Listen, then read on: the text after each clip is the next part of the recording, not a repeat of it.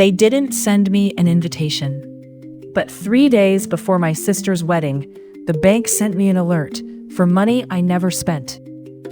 And on the night of the reception, the bank called again.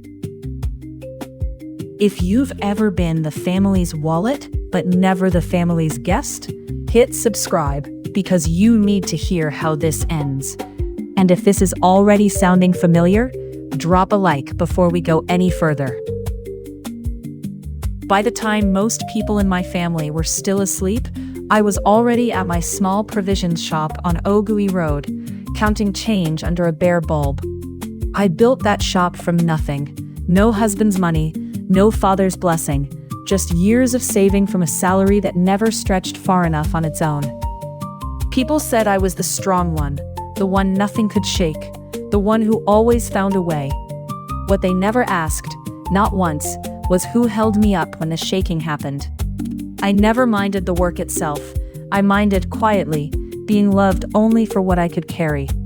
Even the shop's dusty shelves felt more loyal to me most mornings than half the people who shared my surname. My phone buzzed constantly with the family WhatsApp group, not with birthday wishes for me, but with requests. Ngozi, can you help with Papa's drugs this month? Ngozi, small contribution for the church harvest, we're counting on you. I always answered, every single time, without complaint. But when my cousins gathered for last year's family reunion in Owerri, nobody thought to tell me the date until the pictures were already posted, everyone laughing under balloons I never once saw in person. I told myself it was an oversight. I had gotten very good at telling myself that. Every apology I accepted for being forgotten came wrapped in the same tired phrase, we didn't mean it like that, until the phrase itself lost all meaning. Adaeze was different. From the day she was born, she was the daughter people fussed over. The pretty one, the clever one, the one Papa took to church functions on his arm like a trophy he'd earned. I loved her, truly. You cannot raise a child from age 6 and not love her, whatever else grows tangled around that love. But affection in that house was never measured equally between us. When she failed a class, tutors appeared overnight, and worry filled every room. When I struggled through university on my own hustle, nobody noticed I was struggling at all.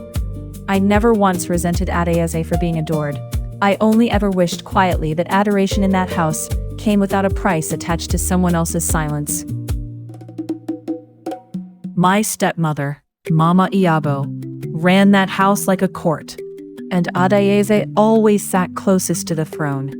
Papa, for his part, had grown into a quiet, tired man who agreed with whatever kept the peace and asked no further questions.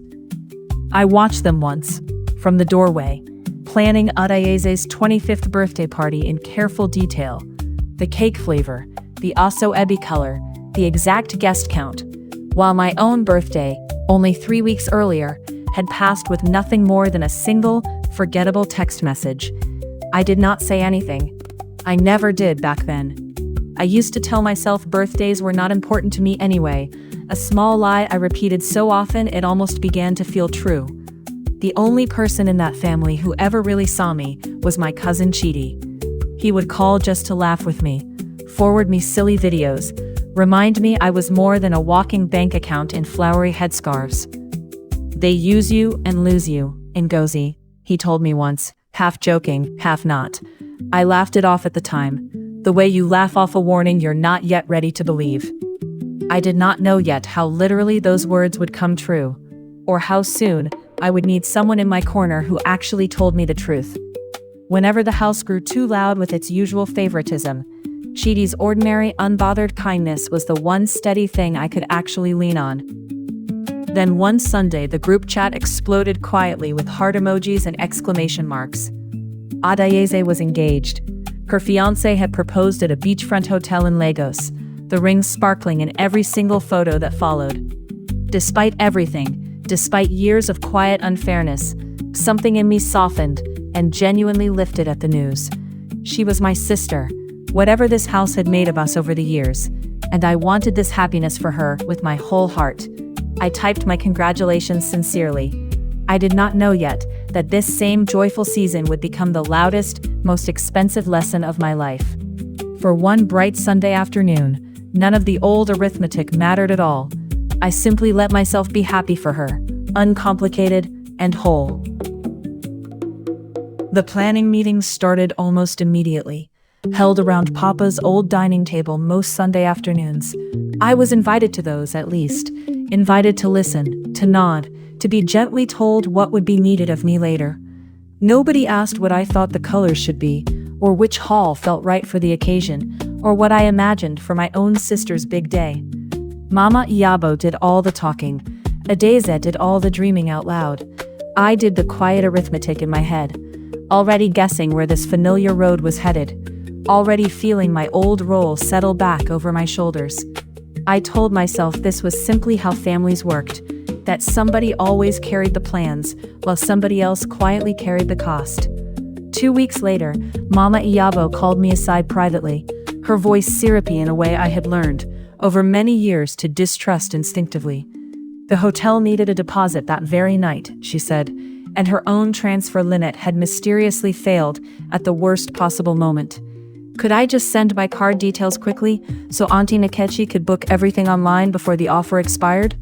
We will pay you back before you even notice, she promised warmly, patting my hand as though I were a child being handed sweets, instead of a grown woman being asked to hand over her entire financial life. I remember noticing, even then, how quickly the warmth left her voice the moment I actually agreed. I hesitated, something in my chest pulling tight in quiet warning. But Papa was sitting right there too, nodding along absently, and Adeze squeezed my arm and called me the best sister in the whole world. And I was so tired of always being the difficult one, the suspicious one, the one who calculated everything instead of simply trusting her own family. So I gave the details. Just this once, I told myself, watching Auntie Nkechi type my card number into her phone with quick, practiced, almost hungry fingers, barely glancing up to thank me before she was already dialing the hotel. I have replayed that single moment more times than I can count, wondering what would have changed if I had simply said no. The first alert arrived 2 days later, a modest debit, noticeably smaller than the deposit amount we had actually discussed together. Just a small booking fee, Mama Iyabo explained breezily when I finally asked about it, waving the question away like an irritating fly near her face. You worry far too much, Ngozi. Is this not for your own sister's happiness? I let it go, mostly, telling myself it was a small enough amount after all. I did not yet understand that small amounts are simply how every large theft quietly learns to walk before it eventually learns to run. Looking back, that first small debit was never really about the money at all. It was a quiet test of exactly how much I would allow. By the following month, the guest list sat printed neatly on Papa's dining table, names arranged in careful, looping, celebratory handwriting. I scanned it once, quickly, the way you scan a mirror without truly wanting to look too closely. My name was not anywhere on it. I told myself it was simply an honest slip, forgotten somewhere in a long list of aunties and church members and business associates. I did not yet want to know, could not yet afford to know, the real difference between an accident and a decision quietly, deliberately made. I folded that list closed carefully, the way you close a door on a room you are not ready to walk back into just yet. When I finally asked Mama Iyabo about it directly, plainly, she barely even looked up from her phone screen. We will send it. Don't worry yourself about small things, she said, the exact tone she reserved for people she considered beneath any further explanation. Adeze, when I raised it with her separately later that week, only laughed lightly and said, "You're family now, you don't need a formal invitation card, do you?" The logic made absolutely no sense to me, but it was delivered with such warm, breezy confidence that I nearly almost mistook it for a compliment. I nodded along at the time, the way you nod at logic you already suspect is a lie, dressed in a smile. That night I sat alone in my small flat, phone resting forgotten in my lap, quietly replaying every subtle slight of the last 10 years, until they finally lined up into one single, unmistakable pattern I could no longer unsee. I was good enough to fund the celebration, evidently, but not quite good enough to be seated properly inside it. I did not cry, not that night. I simply noted it carefully, the way you note a crack in a wall you are not yet ready to repair, and went to bed early, unusually calm. I did not sleep well that night, turning that quiet arithmetic over and over until the numbers stopped making any sense at all. Over the weeks that followed, my phone would not stop buzzing steadily with fresh debit alerts. A caterer's deposit, a drinks order for 200 guests, a tailor's advance for Adeeze's elaborate second outfit. Each one landed like a small stone dropped quietly into the same still, unsuspecting pond. And each one, taken entirely on its own, seemed almost reasonable enough to swallow without complaint. It was only when I finally added them all together late one night, hands shaking slightly over a small calculator, that I truly understood how far that pond had already been drained. I began keeping my own private list beside theirs, a small, careful ledger of everything this wedding had quietly cost me. When I raised it gently with Mama Iyabo, careful not to sound ungrateful or difficult, her face hardened almost instantly into something unfamiliar. "Is this how you show love for your only sister's wedding? Counting kobo like a stranger?" she snapped, her fan closing sharply in her hand. "In this family, we do not humiliate one another by demanding receipts like some office transaction." I left that conversation feeling, somehow, like the actual offender in the room, though I could not yet name exactly what crime I was apparently supposed to have committed against anyone. I walked away from that conversation asking myself, honestly, when exactly love had started requiring my silence as its entry fee. The largest debit yet arrived on a quiet Thursday afternoon, the full remaining balance for the reception hall itself, a sum that swallowed nearly everything I had painstakingly saved that entire year. Nobody had called first to discuss it with me. Nobody had asked whether I could actually bear it. I simply woke that morning to find my account emptied completely, for a party whose guest list, I already knew by now, still did not include my own name anywhere among its careful, looping handwriting. I sat with my empty account for a long while that morning, feeling less like a sister, and more like a sponsor nobody had bothered to thank. I went to Papa directly, hoping the man who once carried me on his shoulders as a small child still lived somewhere inside that tired, stooped frame. He would not meet my eyes even once. "Your sister is getting married only one time, Ngozi," he said finally, his voice tired and final, closing the matter. "Let her enjoy her day in peace. You people in this your money talk, it will not kill you." I left his house understanding, at last, plainly and completely, exactly whose comfort had always mattered more in that home. I did not raise my voice, not once. I simply understood with total clarity that no answer from him was ever going to change. It was Chidi who finally told me the rest, his voice low and reluctant over the phone, clearly hating every word as he said it aloud.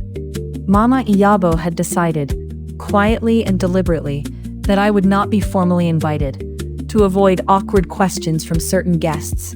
She'd apparently told the planning committee, but that the family would visit me separately afterward, once all the celebrating was safely done. My money, it seemed, was more than welcome at that reception.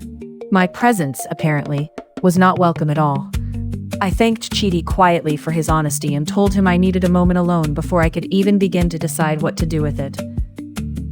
That week I sat at my kitchen table, doing arithmetic I never imagined I would ever need to do. Rent due in 9 short days, supplier payments already overdue, a small business loan installment I now could not cover because my entire safety net had been quietly spent on someone else's flowers and champagne. I did not tell a single soul how tight things had actually become for me. I had spent my whole life being the strong one. I did not yet know how to hand that particular role to somebody else, even briefly. I paid the rent late that month for the very first time in my adult life, and told no one why. The preparations moved steadily forward without me in every visible way that mattered. Decorators strung fairy lights carefully across the family compound. Adeeze had 3 separate gown fittings, each one photographed and posted online with cheerful, glowing captions.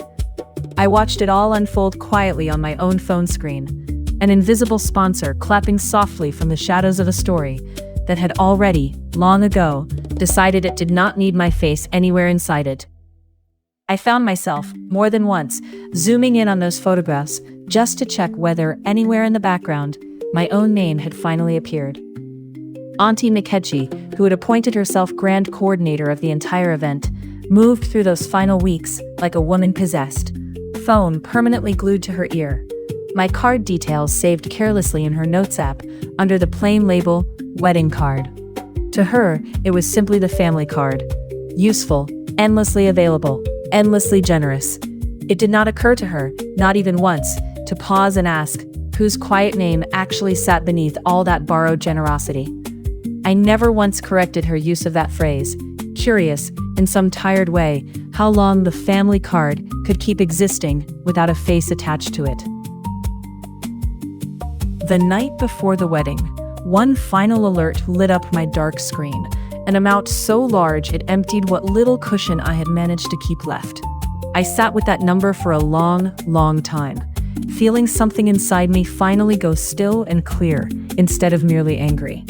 I was not invited, not officially, not once, but I had, without ever truly agreeing to any of it, paid for every single thing about to happen inside that hall. Quietly, without drama, I decided that I would go anyway.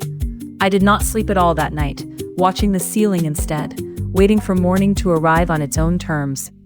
The reception hall glowed gold by late afternoon, ribbons and hired lights turning a modest rented compound into something lifted straight from a glossy magazine. Guests arrived steadily in their finest lace, laughing easily under canopies my own money had quietly paid to erect. Across town, in my small quiet flat, I ironed a plain but dignified dress with perfectly steady hands, refusing to let my fingers shake even once, refusing to let this particular day take one more thing from me that I had not already, freely, decided to give. I checked my reflection twice before leaving, not for vanity's sake, but to be certain I looked like a woman who already knew exactly who she was. I drove there completely alone, radio off, the city sliding past in a blur of Okada riders and roadside braziers glowing orange in the dusk. My hands stayed steady on the wheel, even as my heart pounded harder, with every junction bringing me closer to that hall. I was not going there to make any kind of scene, I told myself firmly. I was simply going to stand, quietly, in a doorway that had every right in the world to finally know my name. I rehearsed no speech on that drive. I only reminded myself quietly that showing up was not the same thing as making a scene. When I stepped out at the gate in my simple, unadorned dress, a cousin standing near the entrance froze mid-greeting, her smile faltering instantly into open confusion. Words seemed to travel through that compound faster than I could even walk. By the time I reached the edge of the canopy, Mama Iyabo had already spotted me across the crowd, her face rearranging itself quickly into a tight, entirely performative welcome that did not reach anywhere near her actual eyes. I said nothing back to either of them, simply nodding once, and let my steady presence do whatever talking needed to be done. Inside, the celebration rolled steadily on around me, as though I were made of glass. The DJ called out for the couple's first dance. Adeze glided past in her gown, radiant and utterly oblivious, 3 whole tables away from where I now stood near the back wall, uncertain even in that moment whether I truly belonged in a room I had, quite literally, built with my own hard-earned money over many patient years. Nobody offered me a seat at any table, and for once, I did not go looking for one. Near the drinks table, Auntie Nkechi's phone suddenly rang loudly over the music, an unfamiliar number, insistent and urgent. She answered it without bothering to step away, phone pressed close, but her voice carrying easily across the nearby tables, as she cheerfully confirmed details of a very large transaction from earlier that same day, not thinking even for 1 second to lower her voice for what she was unknowingly about to reveal to an entire hall of listening guests. Even the music around us seemed for a moment to fade slightly beneath the sound of my own name about to be spoken. Yes, that transaction is correct. It is for the wedding, Auntie Nkechi said brightly into the phone, loud enough by now that 3 nearby tables had gone completely quiet around her. The card, it belongs to the bride's sister, Ngozi. Yes, Ngozi Eze. My own name, spoken aloud by a bank's routine verification call in the very middle of my sister's glittering reception, landed across that hall, louder than any DJ speaker had managed all evening. I felt oddly no shock at all in that instant, only the strange relief of the truth finally arriving exactly where it belonged. For one long suspended second, nobody in that section of the hall moved at all. Then every head turned, slowly, toward the quiet woman in the plain dress, standing near the back wall. I did not look away, and I did not shrink smaller. I simply walked forward, calm and unhurried, past table after table of relatives who had spent months comfortably pretending I did not exist, until I finally stood close enough for Mama Ayabo to properly, fully see me. Nobody reached out to stop me, and nobody, I noticed, quite managed to meet my eyes either. "You did not need to invite me," I said, quiet enough at first that only the nearest tables caught it, steady enough that everyone else eventually did too. "You only ever needed my card number. I understand that clearly now." I let the silence sit there a moment longer, before adding the one thing that truly mattered above all else. You cannot spend a person's whole life and still call it love, if you never once made room for her at your table. I had waited 10 years to say something that simple, and it took less than 10 seconds to finally say it. Papa's shoulders sank lower than I had ever once seen them, his eyes finally, fully meeting mine with something unmistakably like shame. Mama Iyabo opened her mouth twice and closed it twice, no syrupy excuse arriving fast enough to save her this time. Adayeze, still standing in her gown, pressed a trembling hand to her mouth, tears cutting neat lines through her carefully applied makeup. Whether from guilt or pure embarrassment, I honestly could not say, and for once, did not need to. I felt no triumph watching them, only a tired, quiet sadness for how long this had been allowed to grow unspoken. I turned back toward Auntie Nkechi, still frozen with the phone pressed against her ear, and asked her, quite calmly, to simply hand it over to me. Into that same live call, in front of every single watching guest, I confirmed my own identity and asked the bank representative to freeze the card immediately, effective from that exact moment onward. Then I set the phone down gently on the table, thanked absolutely no one, and walked out of that hall the same way I had walked in, alone, upright, and finally, completely at peace. Nobody followed me to the gate, and for the first time in a very long while, I did not need anybody to.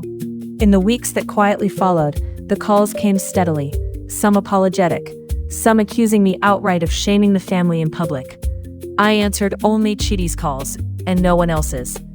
I began rebuilding slowly and deliberately. A new account no one else could ever access, a firmer voice inside the family group chat. A new habit of pausing carefully before saying yes to anything that would cost me more than mere money. Papa visited once, quietly, and for the first time in many years, he simply sat with me, instead of asking me for something. Slowly the group chat grew quieter around me, and I found I did not miss the noise nearly as much as I expected to. I still love my family, in the complicated, weathered way you learn to love people who raised you imperfectly. But I no longer confuse being needed with being truly wanted, and I no longer hand over my own worth just to preserve someone else's uncomfortable peace. If there is one lesson that wedding taught me above all, it is simply this: anyone at all can spend your money in your name. Only the people who genuinely love you will ever think to spend a seat at the table for you too. That, in the end, is the only invitation that has ever truly mattered to me. Thank you for staying with me through this one. If Ngozi's story moved you, hit subscribe for more real, grounded stories like hers, and share it with someone who needs to hear it. I'll see you in the next one.